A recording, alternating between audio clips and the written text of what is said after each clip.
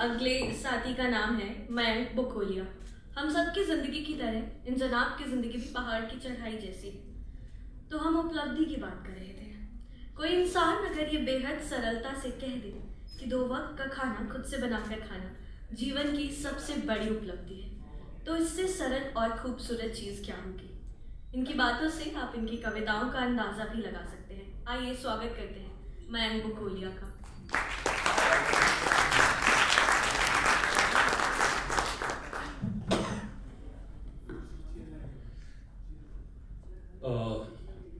मेरे लिए बहुत बड़ी सौभाग्य की बात है, और वही सौभाग्य की बात एक गुस्ताखी भी है कि मेरे कला जीवन के जो सर्वप्रथम गुरु हैं, मैं उनके साथ आज मंच साझा कर रहा हूँ। और गुस्ताखी ये है कि उन्हीं के बराबर में मुझे कुर्सी दे दी।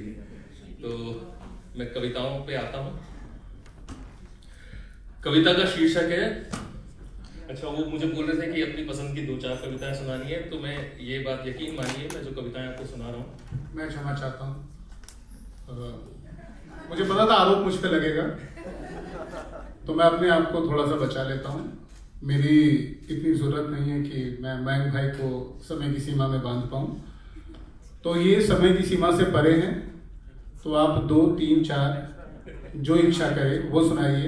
आपको मैंने पहले भी सुना है और अभी भी सुनना चाहूँगा और हमेशा सुनता रहना चाहूँगा, तो प्लीज़। धन्यवाद। हाँ, तो उन्होंने कहा था कि अपनी पसंद की आप 3-4 कविताएं सुनाएंगे, और मैं आपको यकीन से बताना चाह रहा हूँ कि जो कविताएं मैं आपको सुना रहा हूँ आज, ये कविताएं मुझे बिल्कुल पसंद नहीं है। पहली कविता है 100 दाने गेहूं के। राम जी महतो ने लिए 100 रुपए सरकार से उधार, उठाई पट्टे पे जमीन। राम जी महतो ने बोया धान, उगाए 100 दाने गेहूं के।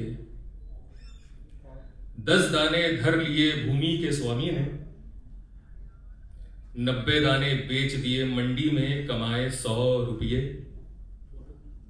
मंडी ने दाने बेच दिए कॉरपोरेट को, कॉरपोरेट ने बेच दिए सरकार को, सरकार ने जारी किया फरमान राम जी महतो के नाम। 100 रुपयों पर लगाया 100 रुपयों का ब्याज।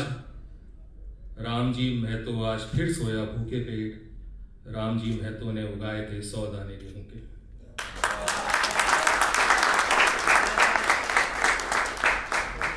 अगली कविता का शीर्षक है सबसे बड़ा मूर्ख।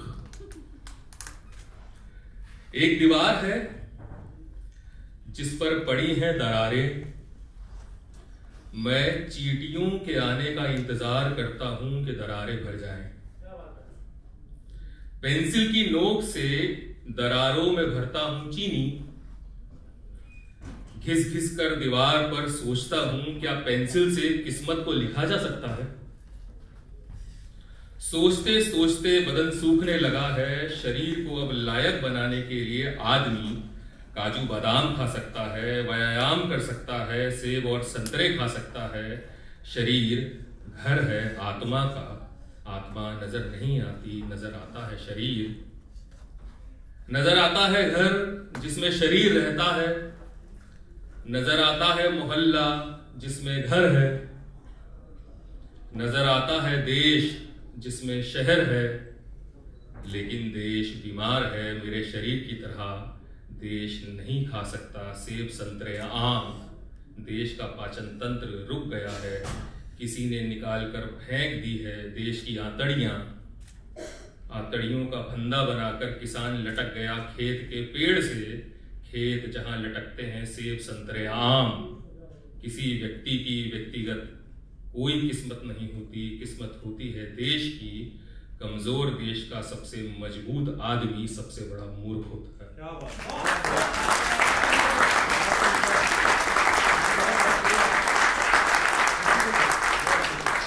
कविता का शीर्षक है आदमी। खिड़की खोलूं तो पर्दा, खिड़की खोलूं तो पर्दा, पर्दा हटाऊं तो नकाब। खिड़की खोलूं तो पर्दा, पर्दा हटाऊं तो नकाब, नकाब उठाऊं तो पलकें गिरी हुई। नकाब उठाऊं तो पल के गिरी हुई, पल के उठाऊं तो उनमें आशिकों की लाशें, लाशें जिनमें अब कीड़े रेंग रहे हैं, मोहब्बत में कीड़े मांस खाते हैं। मुझे बिल्लियां पसंद नहीं है, बिल्लियां मुर्गी खाती है। मुझे कुत्ते पसंद नहीं है, कुत्ते बकरियां खाते हैं। मुझे शेर भी पसंद नहीं है, वो कुछ भी खाता है। मुझे आदमी पसंद है, आदमी आदमी खाता है।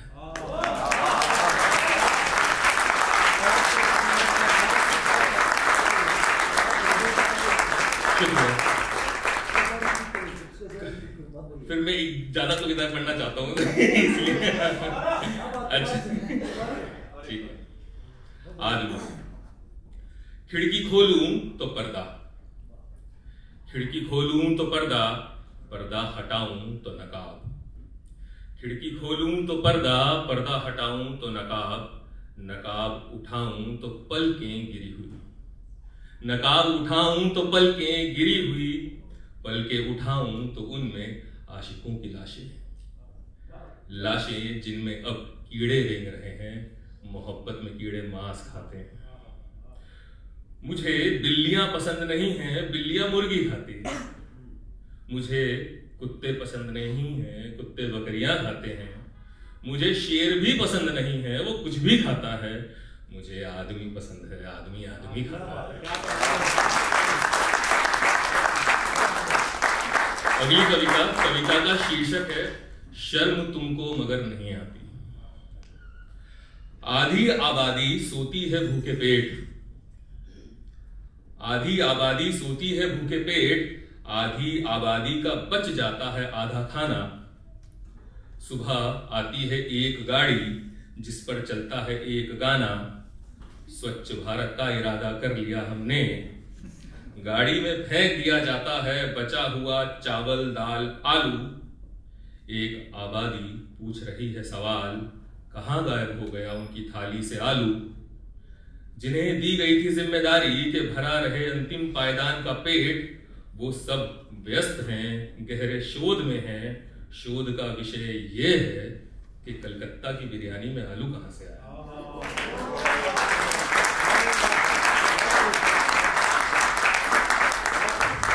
डर।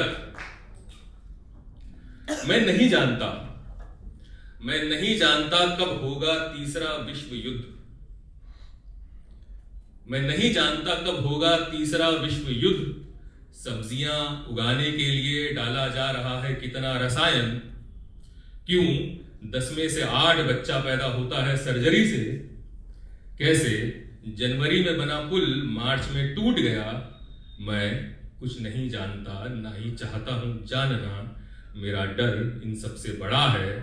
मैं डरता हूं कि वो तमाम औरतें जिनसे मुझे मोहब्बत है, एक दिन उन सबकी शादी हो जाएगी। क्योंकि मैं देखता हूं अपने आसपास उन औरतों की जिंदगी जिनसे मुझे मोहब्बत थी, जिनकी शादी हो चुकी है।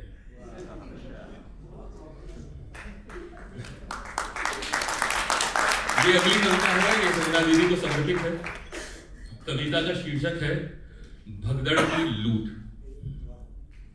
किसका फरमान था, किसका फरमान था, क्यों दौड़ता है आदमी। गिरता है, टूटता है, फिर लूटता है आदमी। आदमी की छाती पर दौड़ते हैं सैकड़ों आदमी। चप्पलों से बनाते हैं पद्म चिन्ह लाल लाल।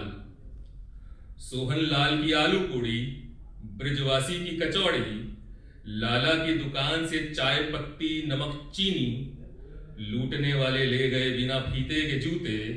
जौहरी की दुकान से सोना चांदी, कपड़ों की दुकानों से कतरन तक भी। वहीं गोल चक्कर से दाएं तरफ खड़ा था एक पेड़। कोई दाखिल नहीं हुआ उसकी छांव के भीतर। धरी के धरी, पड़ी के पड़ी, सजी के सजी रह गई सब किताबें। भगदड़ की लूट में किसी ने नहीं चुराई श्री लाल शुक्ल की रात दरबारी।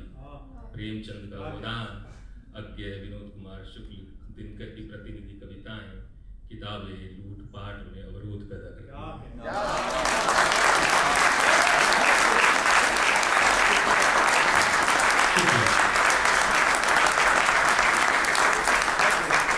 ये मेरी अंतिम कविता है।